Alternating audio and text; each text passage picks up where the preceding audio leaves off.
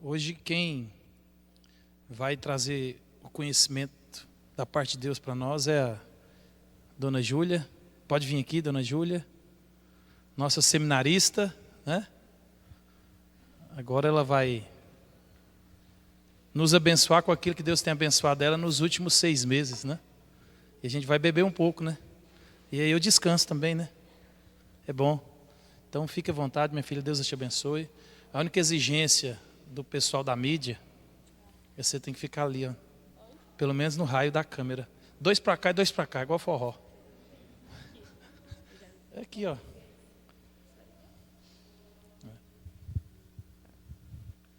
Bom dia, gente. Graça e paz. É um privilégio estar aqui com vocês. É um privilégio estar de volta em casa. Foram 7 meses, né? Já longe, quase 8. E é sempre bom estar de volta. Eu amo estar aqui com vocês. E tenho dito isso para o meu pai. Quando o tio G7 e Iraci foram lá em casa, na competição dos meninos, falei para eles que como é bom ter me sentido em casa aqui. E como é bom sentir falta de estar em casa quando eu não estou aqui. E eu queria que a gente orasse antes de começarmos a aula de hoje, que é sobre cosmovisão cristã. E aí a gente vai conversar um pouquinho sobre isso. Papai do céu, muito obrigada por esse dia. Eu peço que o Senhor esteja abrindo os corações aqui. Que o Senhor esteja me abençoando e que seja o Senhor falando e não eu. E que o Senhor esteja abrindo os corações, que o Espírito Santo venha falar na vida de cada um aqui. É isso que eu te peço e te agradeço, em nome de Jesus. Amém. Então, gente, cosmovisão cristã é um dos assuntos que a gente mais tem conversado na atualidade, em vista de que ele abrange tudo que nós temos. E o que é cosmovisão cristã? Eu preciso me acostumar com esse negocinho aqui, gente. Isso aqui é muito chique para mim. Eu não tenho esse costume. O conceito de cosmovisão, ele começou a ser usado na Alemanha, com um filósofo chamado Kant. Ou seja, não era algo que os cristãos tinham costume de usar. Não era algo comum de ser abordado aqui na frente da igreja. Oi, pessoal, vim aqui falar sobre cosmovisão. Isso não acontecia, porque os filósofos defendiam que a cosmovisão ela era formada a partir das experiências. Ou seja, eu tenho uma ideia sobre algo só quando eu vivo esse algo. Então, eu não nasço com aquela ideia, ou um ser superior, ele não coloca essa ideia em mim, mas eu construo essa ideia a partir da minha vida. E a gente sabe que isso está errado em vista da soberania de Deus, porque foi Ele que implantou as ideias em nós, né? Nós temos uma cosmovisão de mundo a partir do que Deus nos criou. E nós, como cristãos, temos a Bíblia como regra de fé, então nós sabemos que lá nós encontraremos nossa cosmovisão. Mas os filósofos defendiam isso, porque era sobre a razão. E esse conceito começou a ser muito difundido no mundo na época do Iluminismo. O Iluminismo ele vem depois da Idade Média, que era quando a Igreja Católica ela estava em ascensão. Ou seja, a Igreja falava, as pessoas obedeciam, e não existia um questionamento sobre isso. E é bem aí que a Reforma Protestante acontece, quando Martinho Lutero ele questiona alguns dogmas da Igreja Católica. E, graças a Deus, nós temos a Reforma Protestante. Podemos ser chamados de reformados hoje, mas não é esse o assunto. E o Iluminismo ele começa a difundir essa questão da razão. Então, a Europa estava cheia dessa carga iluminista do quê? A gente tem que pensar sobre as coisas. A fé ela não pode ser o que vai nos nortear. Então, quando eu for trabalhar, eu não vou trabalhar com a minha fé, eu vou trabalhar com a minha razão. É o que eu penso, é o que eu acho sobre isso. Quando eu for estudar, não, isso aqui não tem nada a ver com fé, nada a ver com a igreja. Isso aqui é um estudo. Então, a gente tem que separar as coisas. E aí, desde essa época, a gente passou a ter uma visão muito separada do que é sagrado e do que é secular. Ou seja, quando eu estou no meu trabalho, eu estou no meu trabalho. Isso aqui é do mundo, isso aqui é secular. E quando eu estou na igreja, na igreja eu estou adorando a Deus, porque isso aqui é sagrado. E aí alguns teólogos passam a olhar para isso e veem que precisam falar sobre. Até porque essa visão dualista, ela está errada. Essa dicotomia, ela nos traz uma separação de uma vida de adoração. E nós somos feitas para adorar a Deus. Eu sei que vocês têm estudado o Catecismo de Westminster, e a primeira pergunta do Catecismo de Westminster é sobre para que estamos aqui, né? Por que nós somos feitos. E é para adorar e glorificar a Deus em todos os momentos. Então, isso inclui quando a gente está trabalhando, quando a gente está estudando, quando a gente está aqui na igreja. É uma vida de adoração. E aí a gente vai ter um teólogo chamado James Orr. Ele era escocês, pastor da igreja presbiteriana e professor de uma das maiores faculdades da Europa. E ele começa a falar sobre cosmovisão. E ele passa a difundir esse conceito. Fala, galera, a gente precisa falar sobre cosmovisão. E o que era essa cosmovisão? O conceito inicial dela era Weltanschauung, isso é em alemão, são duas palavras, que é uma visão de mundo. Então, é a maneira com que eu enxergo o mundo. Então, esse teólogo ele pegou e falou assim, a gente precisa falar no nosso meio cristão a maneira com que nós enxergamos o mundo. E, após essa apropriação, ou seja, depois que o James Orr passou a usar esse conceito, outros filósofos, ou outros teólogos, que também são filósofos, muito importantes, passaram a usar ele também. E um deles foi... Opa, dá para cá, perdão. Um deles foi Kuyper, que a gente tem vários livros dele falando sobre cosmovisão. E ele foi um dos primeiros ministros dos Países Baixos na Europa.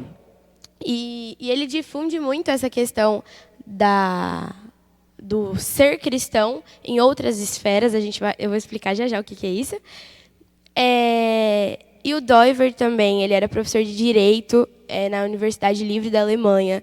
Nós temos o Schaeffer, que era um grande teólogo e pastor que fala muito sobre a questão de cosmovisão. E temos a Nancy Pierce, que ela se converte estudando junto com o Schaeffer nessa universidade que Doiver e Kuyper davam aula. Então, eles são todos da mesma época e eles começam a falar muito sobre esse assunto, porque eles começam a ver a importância disso. Mas, depois dessa parte mais teórica e mais pesada, vamos para exatamente o que é cosmovisão. A cosmovisão é a lente com que interpretamos o mundo, respondendo às grandes questões da vida. Ou seja, cada um de nós temos opiniões sobre o que existe no mundo. Isso é um fato, né? E eu acho que quanto mais passamos de geração, mais opinião a gente costuma ter. A minha geração ela é um pouco mais brava com essas questões de opinião. E aí, algumas dessas grandes questões que costumam nortear o que nós pensamos e fazemos estão ali, que é a primeira, Deus existe, que é o básico. Então, se a gente assume que Deus existe, a gente precisa tomar um posicionamento. Deus existe, mas em qual religião ele existe? E assim a gente vai construindo o nosso pensamento. E isso costuma ser muito influenciado pela maneira e onde nós vivemos, né? Eu vivi um lar cristão, então eu nunca tive essa dúvida, Deus existe, de qual religião ele é. Mas tem pessoas que elas nascem em lares que não são cristãos. Então, essa pessoa, ela provavelmente, quando chegar nessa primeira pergunta, ela vai responder de forma diferente que a maioria de nós aqui responderíamos. A segunda pergunta, como tudo começou? Está ligado com a criação, que para nós é muito mais tranquilo de responder. Como tudo começou? Deus criou tudo e todas as coisas. É isso, está tranquilo. Mas, e essa criança que cresceu num lar cristão e ela chega na escola e agora ela começa a aprender que é tudo fruto de uma construção do universo? Onde Deus se encaixa nessa história? E aí, a segunda pergunta, para essa criança que é cristã, começa a entrar em crise. A terceira, quem sou eu? Essa, independente de religião, independente de onde a gente cresce, a gente costuma se perguntar sempre, quem sou eu? E a gente busca essa resposta. E as pessoas costumam buscar essa resposta de acordo com a lente de mundo que elas têm. A outra é porque eu estou aqui. E, mais uma vez, o Catecismo de Westminster nos responde essa pergunta. Mas as pessoas buscam essa resposta todos os dias. Elas saem de casa e buscando. Porque qual é o meu propósito? E isso é muito legal, que eu ainda não assisti o filme, mas eu tenho acompanhado muitas críticas do filme da Barbie. E um dos maiores questionamentos que eles dizem que tem sido abordado no filme é essa questão do porquê eu estou aqui. E é um questionamento muito válido, porque ele tem sido... ele tem acompanhado a nossa vida, independente das idades. E a 5 é: eu estou vivendo uma boa vida. Qual é o nosso conceito de boa vida? E eu acho massa que a gente constrói ela, né? Primeiro, por Deus existe, como tudo começou, quem sou eu, por que eu estou aqui, e depois eu estou vivendo uma boa vida. Porque se as outras perguntas são respondidas, a 5 a gente já vai ter um conceito do que é uma boa vida. A gente vai ter uma lente do que é uma boa vida. E a última, o que acontece depois que eu morrer. Então, essas são perguntas que qualquer pessoa que a gente encontrar na rua, independente de religião, ela vai ter se perguntado em algum momento, ou ela vai estar se perguntando e vai estar passando por algum tipo de crise em alguma dessas perguntas. Ai, só funcionou. E aí tem um teólogo que ele fala muito sobre isso também, sobre cosmovisão, que é o James Sire. E ele vai contar uma história para a gente que vai clarear um pouquinho mais do que é cosmovisão. Ele conta, né, em um livro chamado... eu sempre esqueço o nome do livro. É O Nome do Elefante, ou Como Daremos Nome ao Elefante. Dando nome ao elefante. E ele fala que o filho dele chega para conversar com ele e fala assim, depois de uma aula na escola, o filho dele está super interessado em descobrir como o mundo foi feito. E aí ele fala assim: pai, o que sustenta o mundo? E aí o pai dele vai e fala assim: um canguru. Um canguru sustenta o mundo. E aí o menino fala: meu Deus, esse mundo tão grande, um canguru? E o pai: um canguru. E aí o menino vai embora. É isso, um canguru sustenta o mundo. Feliz, satisfeito. Ele é criança, tá tudo certo. Meu pai falou, é isso. E aí no outro dia ele chega no pai dele de novo e fala: pai, o que sustenta esse canguru? Porque ele está no universo e está segurando o mundo, e o que está sustentando ele? E aí o pai dele fala assim: quem sustenta o canguru é o camelo. E ele fala: então tá bom, é o camelo e é isso. E aí ele vai embora. E aí no outro dia, ele fica com isso na cabeça: meu Deus, quem está sustentando esse bendito desse camelo? E aí ele chega para o pai dele e fala: pai, quem que está sustentando o camelo? E aí o pai dele vai e fala: quem está sustentando o camelo é o elefante. E aí o menino, na hora, já perdeu a paciência e falou: pai, e quem está sustentando o elefante? Aí o pai dele fala: um monte de elefante. E ele: como assim? Aí o pai dele fala assim: é elefante a perder de vista. Incontáveis elefantes. Onde tiver alguma coisa para sustentar, tem um elefante sustentando. E aí esse menino cresce. E aí, quando ele cresce, o pai dele acha que está na hora de dar uma resposta um pouco mais científica. E aí o menino volta: pai, o que sustenta o mundo? E ele fala: a gravidade. E de onde vem? O que sustenta a gravidade?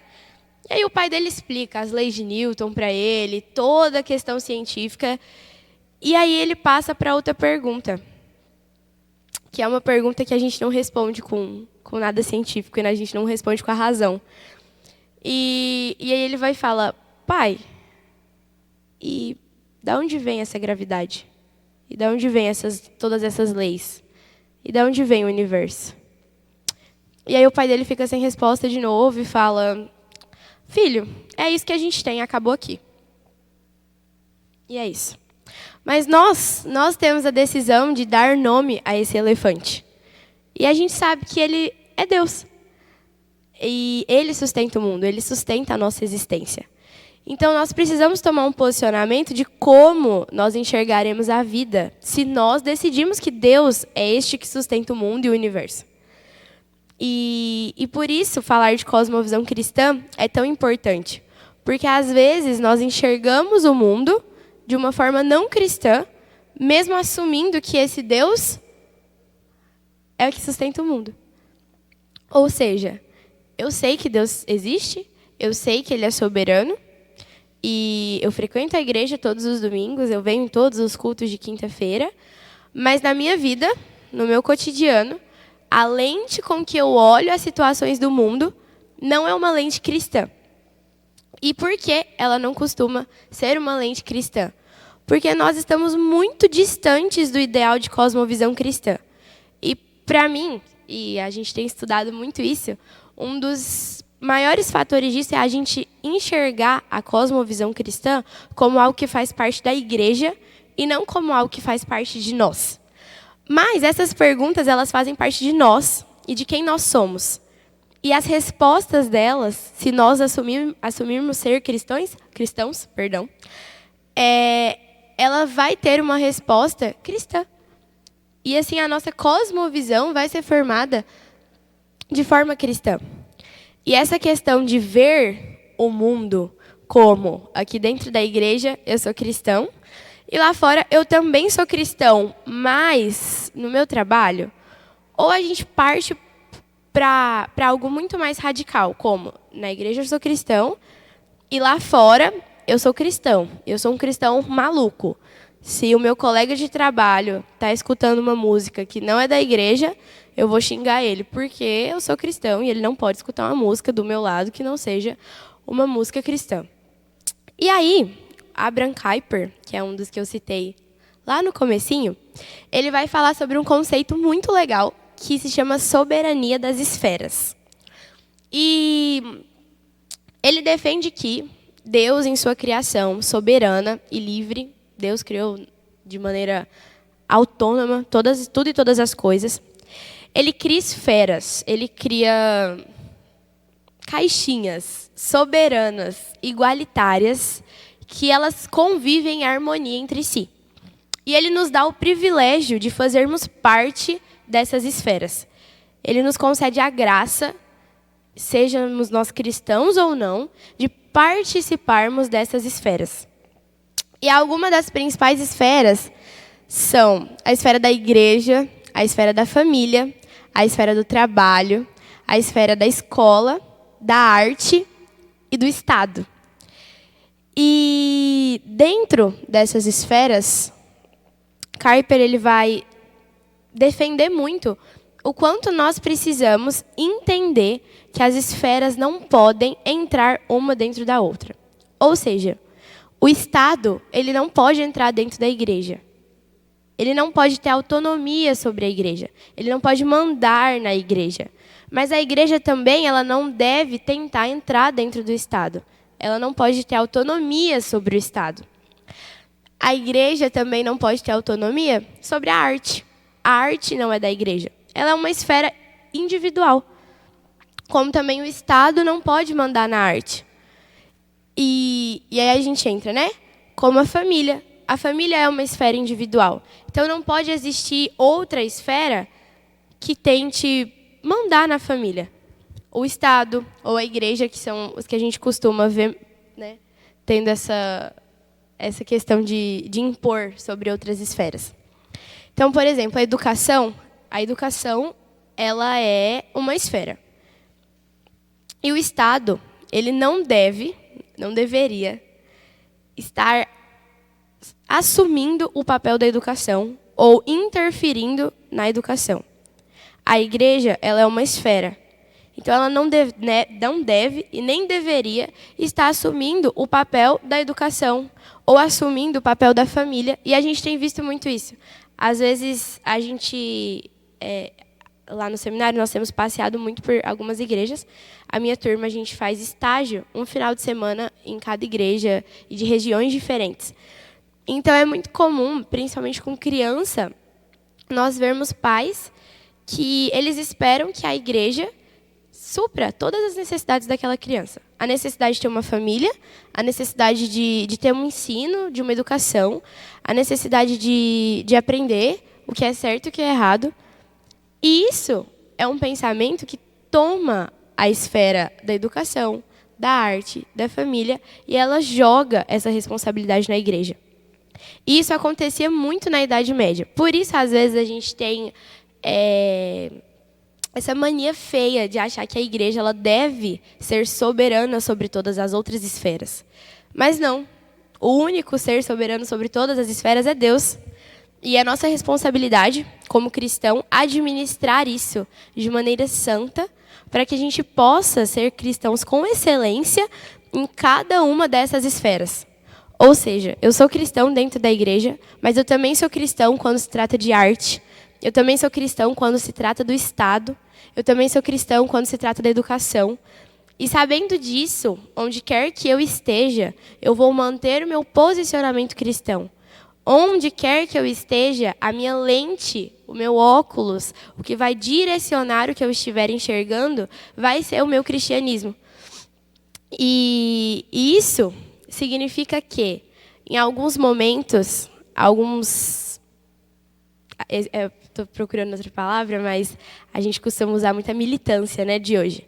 Em alguns momentos, a militância contra o Estado, seja de esquerda, de direita, de centro, independente da opinião, ela deixa de ser cristã, porque a gente começa a querer tomar uma autonomia de uma esfera que não é nossa, não cabe a nós. E é muito legal que todos esses teólogos que falam sobre cosmovisão, de alguma maneira, eles eram envolvidos com a política. Inclusive o Kuyper e o Dooyeweerd, que são os que mais dissertam sobre soberania das esferas. Dooyeweerd foi o primeiro... ele foi super envolvido com a política e foi um dos primeiros ministros também, junto com o Kuyper, que era o primeiro ministro dos Países Baixos. Então, na época, era mais ou menos uns 12, 13 países europeus. Então, era muita coisa. E ele cuidava disso não como um teólogo pastor. Ele cuidava disso como um cristão político. O cristão sempre estava à frente. Mas em nenhum momento, quando a gente vai estudar a vida dele e suas ações, ele passava alguma esfera. Ele deixava... Oi? Foi, exatamente. Ele foi um dos... Sim, exatamente, igual o pai está falando, ele foi um dos fundadores da primeira universidade da Holanda e ele era o cara da soberania das esferas. Então, assim, ele viveu isso daqui, na prática. E mesmo que seja difícil, para mostrar para a gente que nós também podemos viver isso aqui na prática. Essa questão de entender que as esferas, elas conversam entre si. Elas são harmônicas entre si. E que nós não temos o dever de julgarmos uma esfera. Nós não podemos querer que uma esfera, por exemplo, a da igreja, esteja sobre qualquer outra esfera. E aí, a Nancy, que é essa moça que eu citei para vocês no começo, ela vai falar assim, ó: temos de rejeitar a divisão de vida em uma esfera sagrada, limitando a coisas como adoração e moralidade pessoal, em oposição a uma esfera secular, que inclui ciência, política, economia e o restante do cenário público. Ou seja, nós temos que deixar de ter essa visão de que o ser cristão é sobre uma esfera sagrada e a moralidade pessoal. Ou seja, eu sou cristão e eu vou agir de acordo com o meu cristianismo em todas as outras esferas. Tá top. Consegui viver uma cosmovisão cristã de forma totalitária. Não conseguiu. A Nancy, ela vai falar muito sobre isso, que não é uma oposição à esfera secular. Não é você estar dentro da esfera secular e falando, nem nada a ver isso aqui. Eu estou aqui, estou obedecendo todas as regras, estou cumprindo meu horário certinho, estou trabalhando, estou estudando, estou fazendo o meu melhor, ninguém mexe comigo, eu não mexo com ninguém, e é isso, eu estou sendo um cristão excelente nesse lugar. Não, você não está. Porque você está descartando o cenário público. Você está descartando a ciência, a política, a economia, a arte, as pessoas que estão ao seu lado, que não têm uma visão de mundo igual à sua. E você não tem vivido com essas pessoas de uma forma que o cristianismo responda aquelas perguntas do começo. Porque nós não vivemos isso todos os dias. Então, é muito difícil para a gente mostrar isso em outras esferas quando nós não vivemos isso todos os dias. E é um desafio viver isso todos os dias. Mas é uma luta constante do cristianismo. E a gente vê, hoje em dia, um conflito de cosmovisões. E é aqui que eu queria chegar. Por isso a gente teve essa introdução tão grande. Que hoje os adolescentes estão aqui conosco. Isso é muito legal, porque a gente vai falar sobre todas as idades agora. Existe um conflito de cosmovisões acontecendo no mundo, desde que o mundo é mundo. Ou seja, a Guerra Fria, ela é resultado de um conflito de visões de mundos diferentes. Então, eram duas potências mundiais muito grandes, dois ideais muito diferentes, e aí países vão se alinhar e brigar. E isso não é desde a da Guerra Fria. Nós temos a Primeira Guerra Mundial, nós temos a Segunda Guerra Mundial, nós temos diferenças políticas e ideais diferentes, iluminismo sendo difundido. Ou seja, o mundo ele muda e ele está em grande conflito o tempo todo. Mas o que seria esse conflito de cosmovisões para nós hoje, como cristãos, dentro da igreja? Entendendo essa questão das esferas, que as esferas elas são soberanas entre si e elas vivem em harmonia e existe um Deus soberano sobre todas elas e nós não podemos querer ser esse Deus soberano sobre as esferas. Vou dar um exemplo muito bom que aconteceu hoje cedo lá em casa. Eu estava com uma calça e para mim a calça estava perfeita, a minha calça estava linda. E aí a minha mãe, meu Deus, Júlia, que calça amarrotada. Falei, mãe, tá doida? Tá só amassadinha, tava na mala. Ninguém vai nem ver isso. Minha mãe, ninguém quer saber se estava na mala ou não.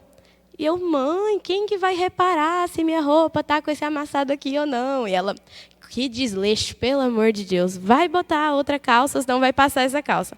E eu, mas gente, uma hora dessa. Aí eu passei pro banheiro, a minha avó, você vai com essa calça mesmo? Falei, vó, que foi?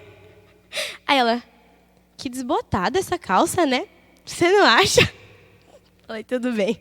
Falei, mãe, vamos lá trocar de calça. Foi um conflito de cosmovisões ali, às 8 da manhã. Por quê? Gente, eu peguei a calça lá do fundo da minha mala. Tinha realmente uns amassadinhos. Mas eu vou reparar? Eu estava na mala. Tá todo mundo sabendo que eu estou viajando, estou de férias, eu estou passeando, tá tudo bem. Para minha mãe, isso já era um desleixo.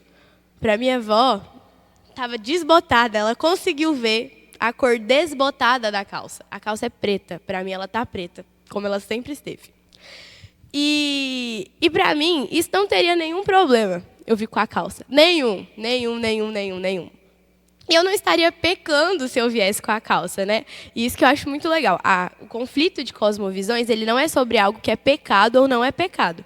Quando a gente fala de pecado, o pecado ele é pecado. Então, independente da situação, pode ter visão diferente de tudo e todas as coisas. Se a gente está falando de pecado, o pecado segue sendo um pecado. E a calça não era um pecado. Estava de calça. Minha calça amarrotada e desbotada. Mas para mim estava tudo bem a calça amarrotada e desbotada. Mas eu vou, às 8 da manhã, brigar com a minha mãe e com a minha avó, que a minha calça está desbotada. E não tem problema eu estar aqui com a calça amarrotada e desbotada? Eu não vou. Entendeu? Não cabe a mim. Eu não tenho essa necessidade. E, às vezes, a gente tem brigado na vida por calças amarrotadas e desbotadas que não tem necessidade que a gente brigue. E aí a gente não tem se comportado como cristão em situações conflituosas porque a gente quer estar de calça amarrotada e desbotada. Que, para mim, não estava amarrotada e desbotada. Ela estava só amassadinha e velha. Mas ela é linda. E aí, esse conflito, ele está presente nas nossas gerações. Porque, para a minha geração, se você falar essa calça estava desbotada e amarrotada, eu tenho certeza que nenhum dos meninos que estão aqui ia olhar para mim e falar, nossa, que calça amarrotada e desbotada. Não ia. Mas eu tenho certeza que vocês grandes, não mais velhos, grandes, iriam olhar para mim e falar, meu Deus, Júlia. Talvez vocês não fossem falar para mim, né? Mas vocês iam pensar, como pode a mãe dela ter deixado ela sair assim de casa hoje? Olha só o jeito que ela veio para a igreja. É porque existe um conflito de cosmovisões. Porque gerações diferentes, elas pensam de forma diferente. Eu acho que vocês que são pais, e nós que somos filhos, temos vários exemplos disso dentro de casa. Pequenos exemplos. Porque tem algumas coisas que para a gente não faz tanto sentido assim. Para a gente, a calça Não faz tanto sentido se está amarrotado ou não. Mas isso era algo muito presente na geração da minha mãe, mais ainda na da minha avó. E existem inúmeras coisas aqui. E eu posso citar várias delas que os meninos vão saber o que eu estou citando, né? Hoje em dia, o auge vai ter uma tour no Brasil da Taylor Swift. Estão ouvindo, né? Algum de vocês viraram a madrugada em frente ao computador esperando o ingresso abrir na internet? Não. Mas eu conheço várias pessoas que viraram a madrugada. A madrugada, pessoal, na frente do computador, esperando um cronômetro parar de funcionar para conseguirem tentar entrar na fila para comprar esse ingresso da Taylor Swift. Quem é Taylor Swift? Os filhos de vocês respondem essa pergunta em casa.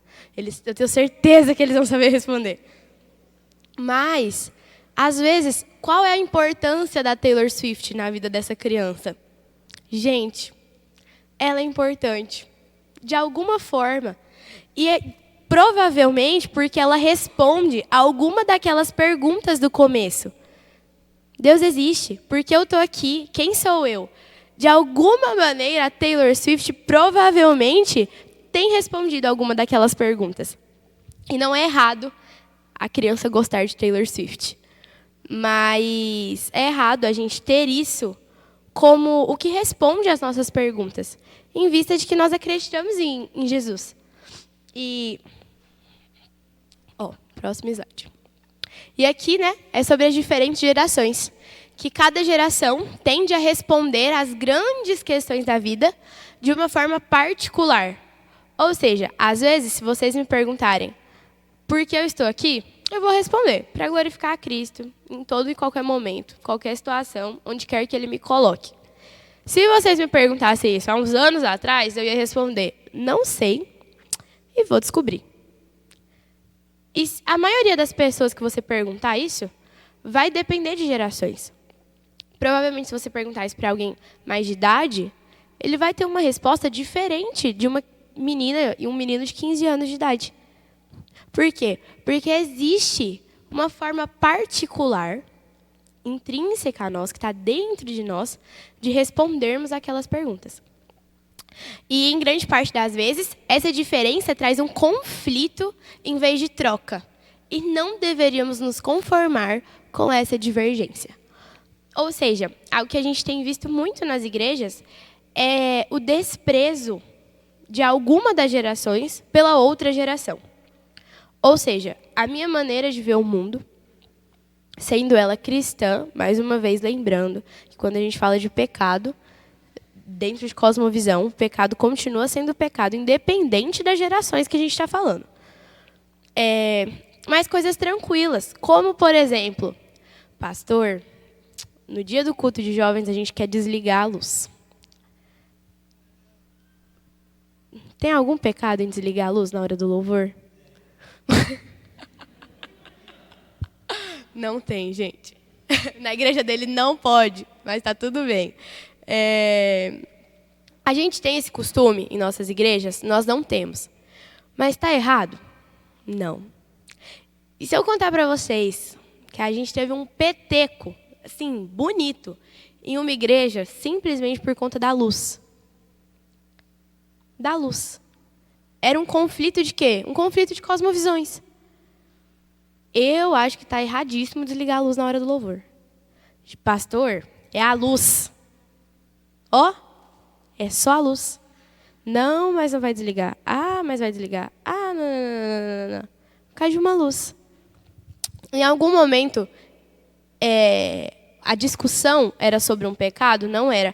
Mas torna-se um pecado a partir do momento que a gente se conforma com essa divergência. Com que a gente acha bonito isso. Com que a gente deixa de lado o que é. O que aconteceu? Quando a gente deixa de lado ser cristão e a gente passa a brigar pela causa. E a gente esquece quem é o dono da causa. Então, tem coisas que a gente pode entrar num acordo. Pastor, no dia do culto de jovens, nós vamos desligar a luz. Ele é bravo assim, só na frente de vocês, galera. Ele deixaria desligar a luz.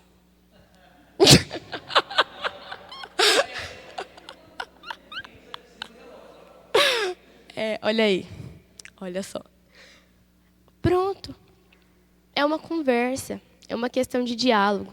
E se esse pastor falar não, cabe a mim, como cristã, falar: que cara idiota. Meu Deus. Pelo amor de Deus, esse velho, rabugento, enjoado. Estou falando desse pastor aqui, tá, gente? Oi? Não estou falando mal do pastor. É caracterizando o pastor. Ele não deixa a gente desligar a luz. É só uma luz. Pelo amor de Deus. Tá velho mesmo. Não acompanha as mudanças do mundo. Qualquer culto de jovens que você for hoje está com a luz desligada. Só a gente não pode desligar a luz. Pronto, virou rebeldia. E aí, a gente tem uma barreira. Por que a gente tem uma barreira? Porque eu quero a minha luz desligada. Ele não concorda com a luz desligada. Em vez de eu aprender alguma coisa com isso, a gente sempre tem algo para aprender com a outra pessoa. Pastor, por que o senhor tem problema com a luz desligada? Ele provavelmente vai falar 50 minutos sobre isso. Facilmente. 2 horas, olha aí. Facilmente. E eu também provavelmente vou falar 2 horas sobre o porquê eu não tenho problema com a luz desligada. E aí a gente pode aprender um com o outro nesse momento, de forma respeitosa, de uma forma que eu não bato o pé, e é muito particular da nossa geração isso. Nós somos os donos das opiniões e nós sabemos muito. E às vezes eu sinto que é muito particular de gerações anteriores à nossa olhar para isso como um certo desprezo. E eu acho que a gente não deveria olhar isso como um certo desprezo. De certa forma, é muito mais fácil para nós, principalmente quando a gente tem uns 14, 15 anos, partir para o lado da ignorância e de uma falta de respeito quando a gente quer defender alguma opinião. E eu acho que cabe aos pais e aos responsáveis conduzir isso. E dentro da nossa igreja, a gente pode falar aqui de forma cristã, de ter uma conversa respeitosa entre gerações, para que a gente possa aprender uns com os outros, né? E a gente não tem visto isso mais. A gente não tem visto essa conversa entre gerações dentro da igreja. A gente não tem visto mulheres mais velhas ensinando mulheres mais novas algumas coisas muito básicas que era de costume serem ensinados.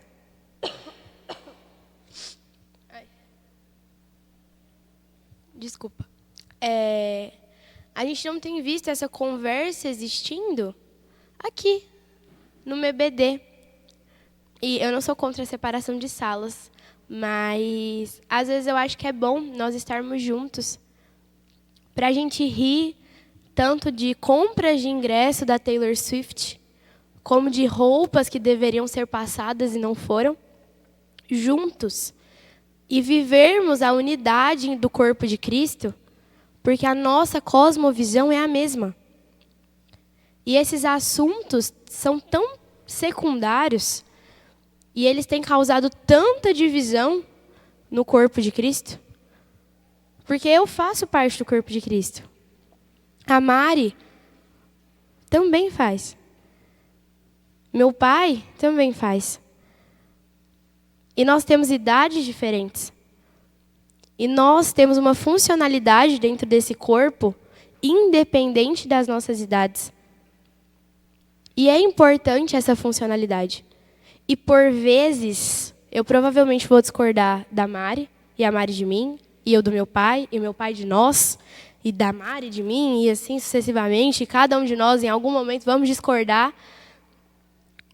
mas que a nossa cosmovisão seja uma cosmovisão cristã e que dessa forma a gente possa conversar entre gerações dentro do corpo de Cristo, dentro da igreja.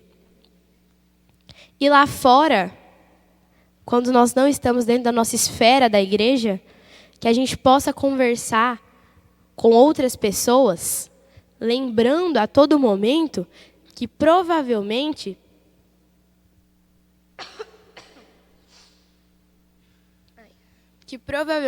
elas também não têm uma cosmovisão cristã. E lembrando que às vezes, dentro da igreja, algumas pessoas também não têm uma cosmovisão cristã. Que a gente entenda isso, porque essa divergência, essas brigas por coisas muito pequenas, elas vão se tornar fúteis, indiferentes. A gente não vai ficar comprando algumas brigas e a gente, como cristão, a gente tem mania de comprar algumas brigas colocando o cristianismo no meio, né? Não, fulano, não faça isso. Aqui no meu escritório a gente não faz isso, porque isso é coisa do diabo. Gente, nós devemos ser cristãos de forma totalitária. E a nossa cosmovisão deve ser cristã.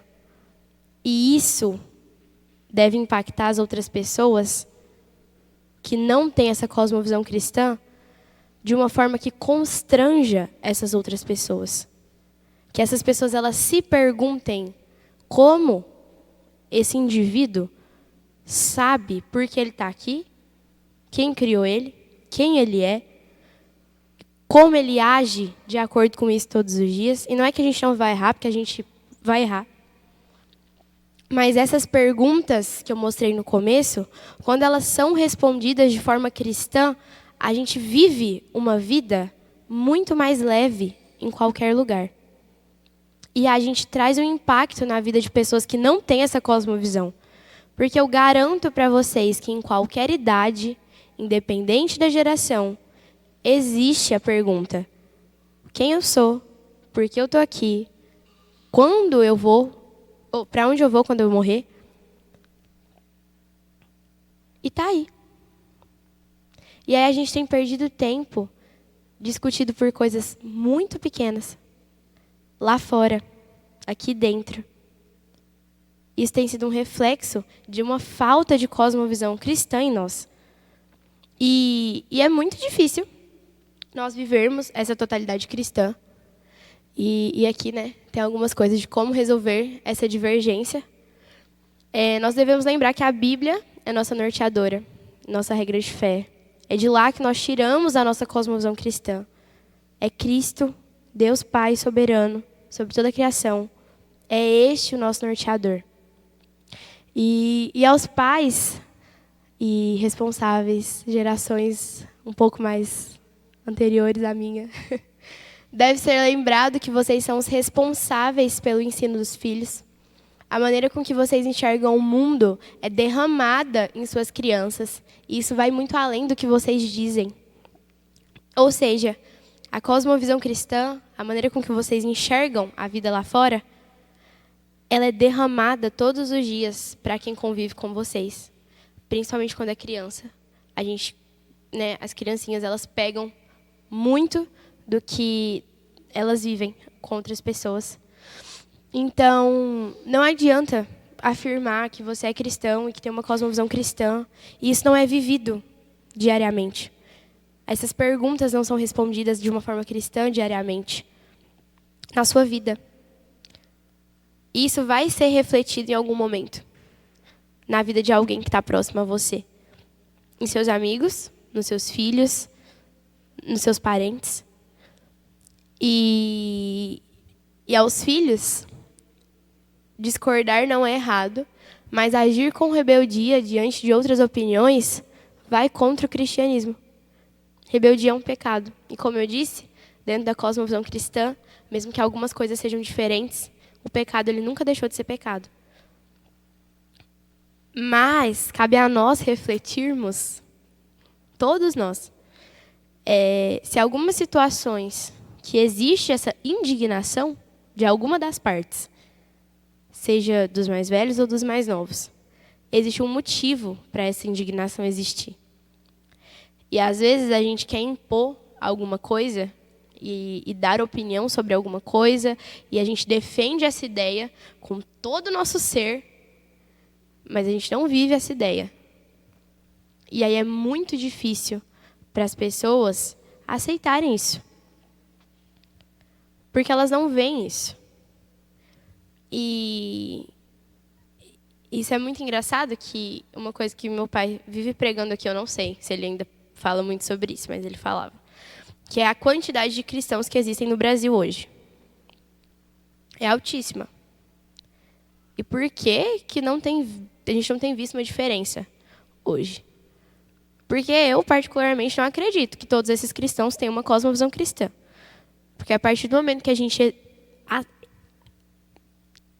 quer, que é sobre querer, que a gente decide viver uma cosmovisão cristã, a gente passa a influenciar qualquer lugar que nós estejamos. A gente vê isso nesses grandes teólogos que eu citei, Kuyper, Doivert, Schaeffer, Nancy, e a gente também vê isso em nós. Porque o mesmo Cristo que agiu neles é o mesmo Cristo que age em nós. É o mesmo Espírito. Então, e aí? Por que a gente não tem vivido isso todos os dias? Por que a nossa cosmovisão não tem sido totalmente cristã? E eu sei que né, complicado às vezes, porque eu sou muito mais nova que a maioria de vocês que estão aqui. E eu estava falando sobre isso com os adolescentes na quinta-feira. Nós temos um mundo muito divertido lá fora. É um fato. O discurso de que o mundo não é tão legal, ele deve ser trocado, porque ele é.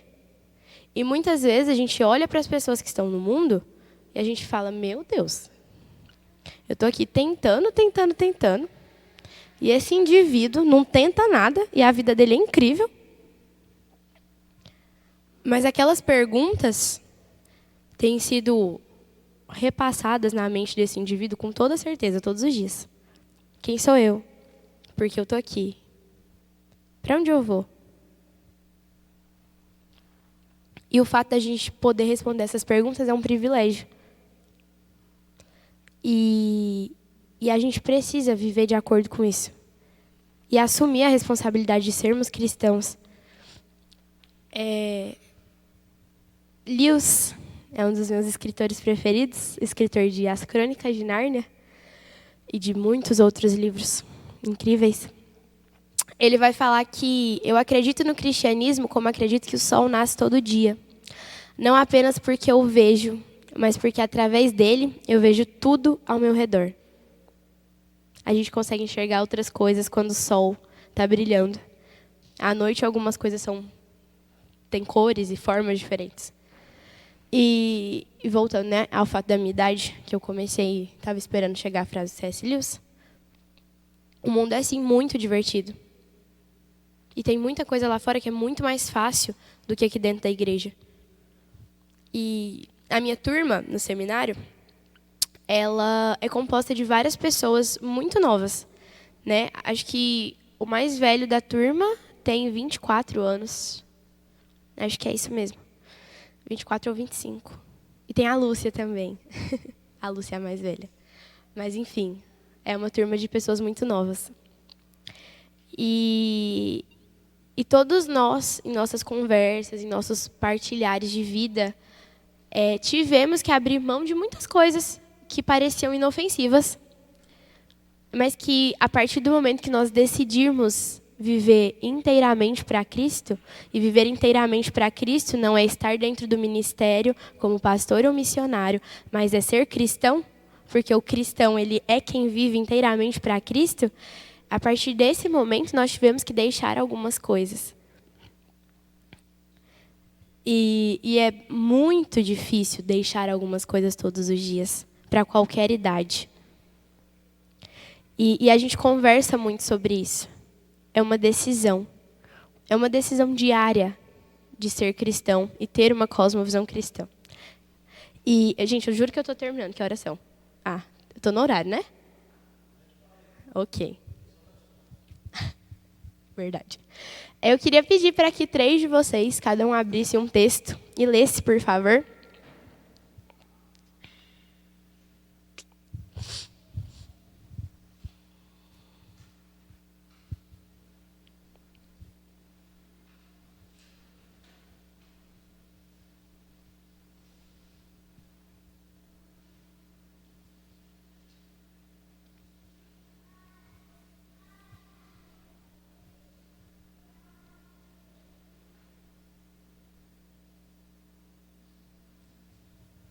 Alguém lê? Mari.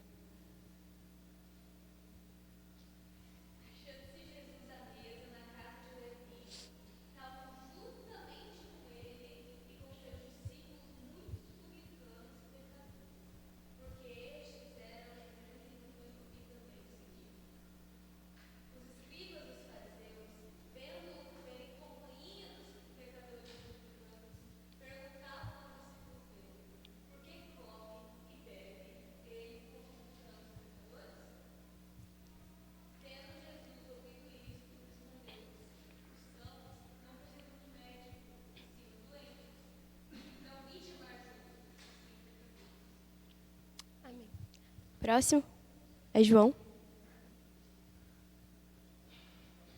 Oi? É rapidinho.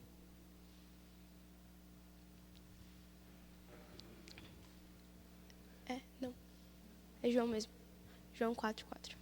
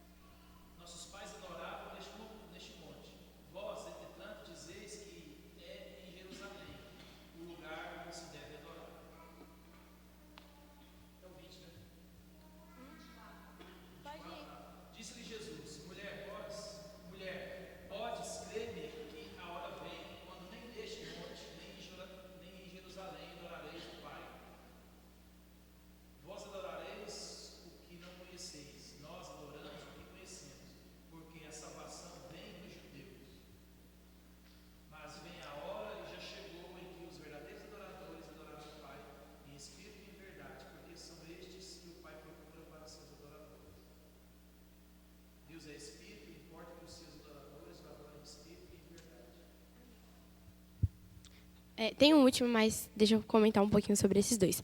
Esses dois versículos, a passagem, né, de João, da mulher samaritana, e o versículo que a gente leu anteriormente, de Marcos, eles dizem muito sobre a cosmovisão cristã. O primeiro, existe os fariseus perguntando para Jesus por que você está andando com pecadores. Que é isso? Ficou doido? E aí Jesus fala que ele não veio para os sãos, mas para os doentes, porque os doentes precisam de um médico. E nós devemos ser esse remédio para um mundo doente, para um mundo caído. E isso cabe a nós termos uma cosmovisão cristã, como Jesus tinha.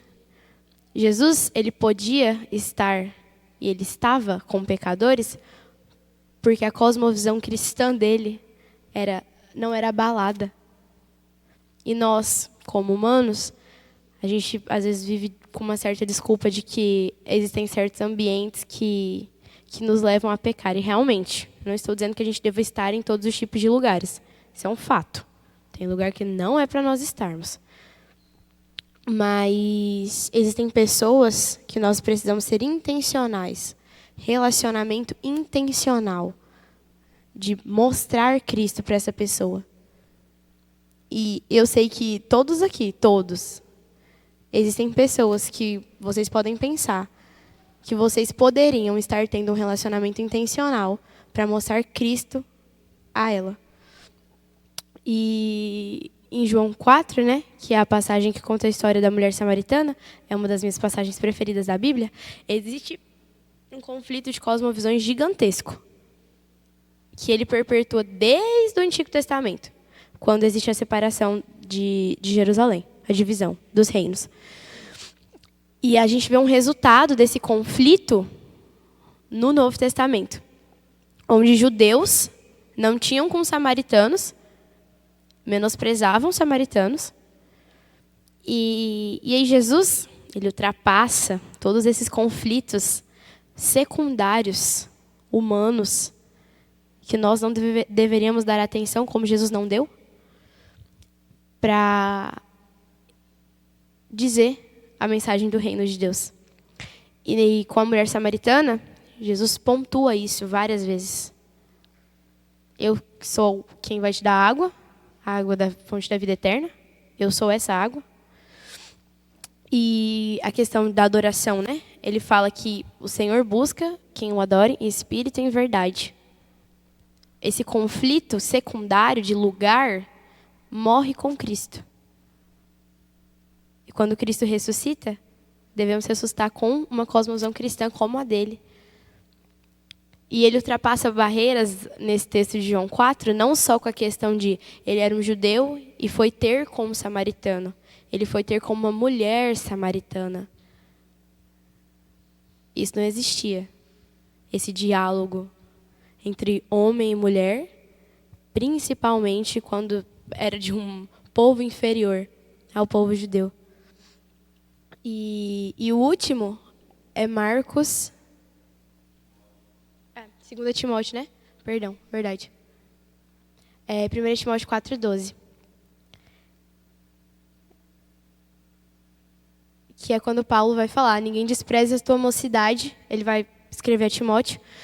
Pelo contrário, torna-te padrão dos fiéis na palavra, no procedimento, no amor, na fé e na pureza. E esse versículo que né, nós temos em 1 Timóteo é um conselho de Paulo a Timóteo, que deveria ser acatado por cada um de nós, de ser exemplo na palavra, no procedimento, no amor, na fé e na pureza. Timóteo, como líder, tinha uma responsabilidade maior e, por vezes, a sua mocidade era vista como algo ruim, né? Ele está à frente, ser um líder. Mas todos nós temos essa responsabilidade, sendo líderes, estando à frente ou não, como corpo de Cristo, de sermos exemplo dos fiéis dentro da igreja, mas sermos exemplo fora da igreja também. Na palavra, no procedimento, no amor, na fé e na pureza. Porque isso vai nortear o nosso cristianismo. E mais uma vez, o Lewis, ele é realmente o meu escritor preferido. Ele vai, em um dos livros dele, falar sobre o ser cristão. E ele fala: se você está à procura de uma religião que o deixe confortável, definitivamente eu não lhe aconselharia o cristianismo. E a cosmovisão cristã, ela não é confortável. Ela é difícil de ser vivida, ser colocada em prática todos os dias. Existe uma luta entre carne e espírito diariamente.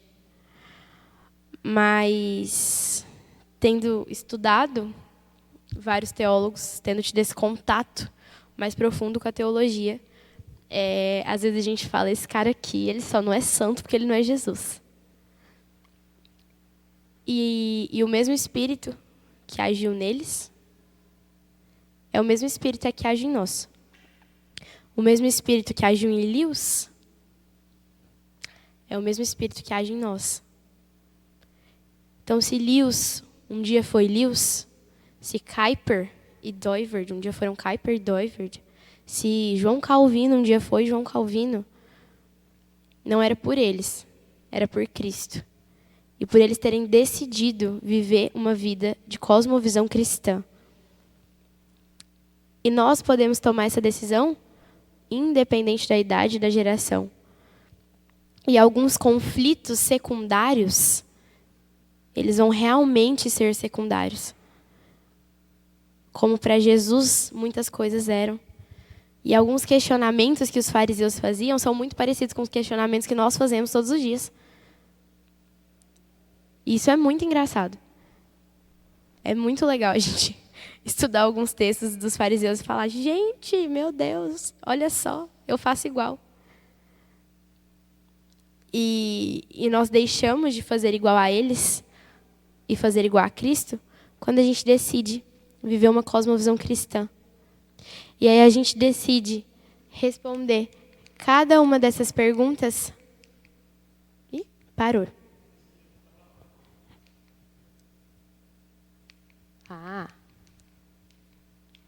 Eita. Foi. Muita tecnologia isso aqui para mim. E a gente decide responder cada uma dessas perguntas de forma cristã. E não só isso, a gente vive isso todos os dias. Em qualquer lugar que a gente estiver. Bonitinha. E desde ela, que é uma pitica, até a mais alta idade, quando a gente decide viver isso aqui, as pessoas são impactadas com essa forma de vida. Não é só por quem nós somos, mas é por quem está agindo através de nós. Porque quando a gente responde isso de forma cristã, é garantido que quem age através de você é o Espírito, e não você. É uma luta diária, mas, como dito por Lewis, se vocês quiserem uma religião confortável, esse não é o lugar que vocês deveriam estar. E é para mim também. Isso cabe a mim todos os dias. Essa frase está colada na minha... Eu tenho um muralzinho e ela está colada no meu mural. Para lembrar que conforto não combina com cristianismo. E a gente tem sido muito confortável todos os dias. E por isso esses conflitos de geração, por isso esses assuntos secundários, por isso Kuyper e Doiverd, há anos atrás, falaram de esferas e nós continuamos falando. Por isso que cosmovisão cristã ainda precisa ser conversado, porque nós não decidimos viver de forma cristã. E nós temos vivido um cristianismo confortável. E isso não é cristianismo. Então, é isso. Tcharam! Terminei. Oi. Verdade. Gente, se vocês quiserem fazer perguntas, vocês são livres.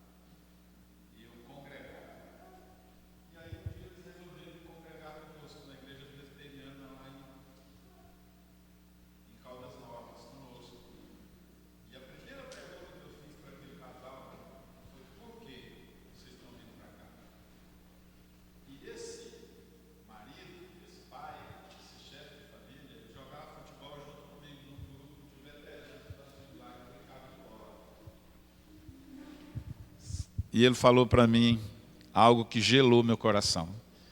Falou: eu quero ser membro desta igreja porque eu observei o senhor 1 ano lá no futebol. 1 ano eu fiquei de olho no senhor, naquilo que o senhor falava, naquilo que o senhor fazia, tudo. Por isso eu quero congregar aqui. Então o negócio é sério, irmãos. Nós tratamos hoje do maior problema na vida da igreja.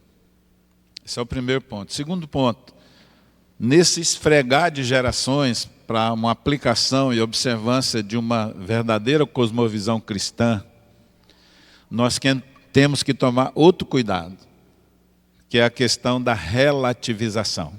Vamos voltar para a questão da luz aqui, no templo, no momento de culto. O diabo tem usado a relativização das coisas desde lá do Éden. Relativização. Pastor, vamos apagar a luz só hoje, na hora do culto. Aí o pastor cede. Aí no outro culto, no mês seguinte, pastor, hoje nós vamos já colocar algumas luzes diferentes. Uma vermelha, uma não sei o quê, uma azul, uma verde. E aí na hora do louvor nós já vamos fazer com que essas luzes estejam brilhando aqui. E o pastor cede também. Então às vezes nós incorremos num erro gravíssimo. E nesse afã de que a minha cosmovisão prevaleça, eu insisto em que alguém relativize essas coisas, ou eu mesmo relativizo. Eu mexo com dependente químico. Ninguém que está lá conosco, acolhido lá, se tornou alcoólatra porque tomou uma caixa de cerveja ou uma garrafa de pinga quando começou. Ele começou com uma dose, uma latinha de cerveja, e ele foi gradativamente relativizando isso. Daqui a pouco Satanás vem aqui e fala: não, só uma mentirinha, não tem problema não, é só uma mentirinha, depois você pede perdão e está tudo certo. Cuidado com isso. Cuidado e pense bastante na relativização das coisas. Não ceda. Princípios são inegociáveis, princípios cristãos. Certo? Terceiro ponto que eu gostaria de falar, o presbiteriano usa 3 pontos no sermão. É que cosmovisão cristã, preste atenção, isso é muito sério, é para hoje. Pode ser que amanhã Deus te leve a fazer coisas diferentes do que você já fez até hoje. Espécie daquilo que o apóstolo Paulo disse: eu me fiz de tudo para com todos, a fim de ganhar alguns. Às vezes o que você acha errado hoje, pecado até, conceito de pecado, pode ser que amanhã Deus mude isso na sua cabeça. Então é para hoje. Senhor, como é que o Senhor quer que eu viva hoje? Eu quero ser parecido com Jesus hoje. Eu quero ser o bom perfume de Cristo hoje. É hoje, é domingo, é hoje.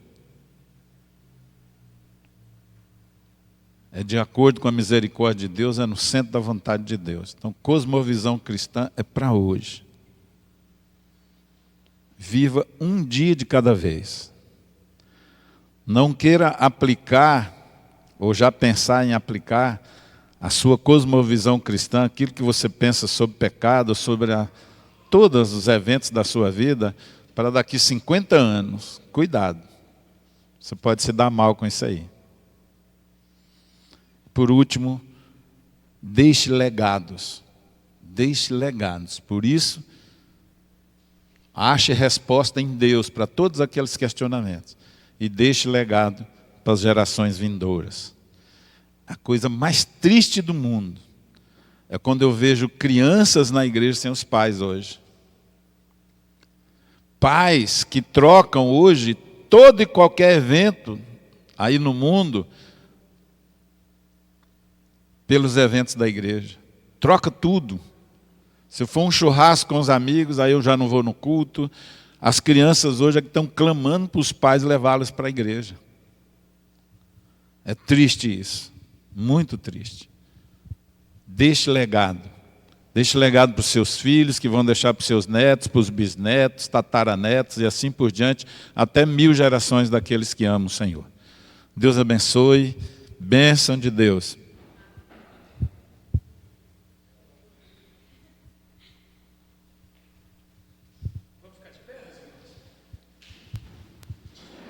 Lembrando que hoje às 19 horas, a nossa visão de mundo diz que 19 horas a gente tem que cultuar, né?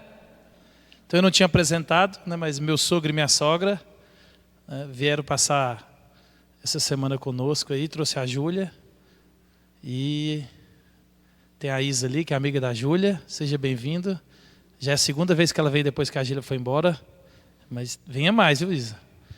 Meus irmãos, vamos orar. O salmista vai dizer: bem-aventurado o homem que não... Segundo o quê?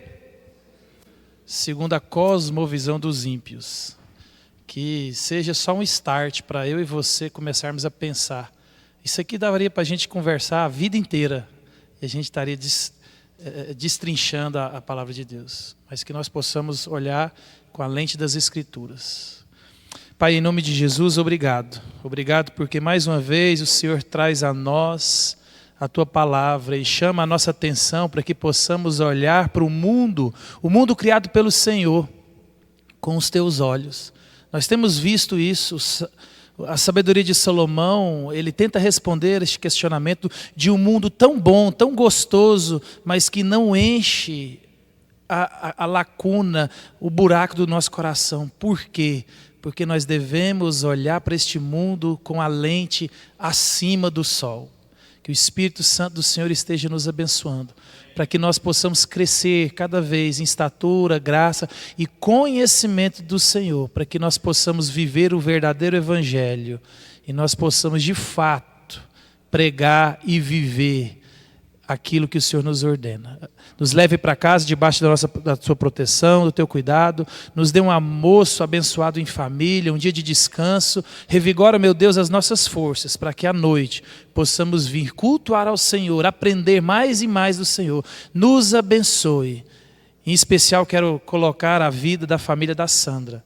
Ela que perdeu a sua irmã e a palavra do Senhor diz para nós chorar com os que choram. É momento de choro, é momento de tristeza.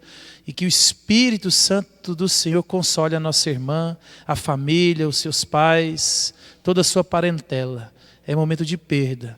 Mas que o Senhor também use, meu Deus, deste momento para despertar na família toda que existe uma realidade que nós iremos enfrentar, que é a morte. Que nós possamos estar preparados, Pai. Mas que o Espírito Santo do Senhor console, traga vida, traga esperança no coração da família dela. Assim oramos e desde já agradecemos em nome de Jesus. Amém.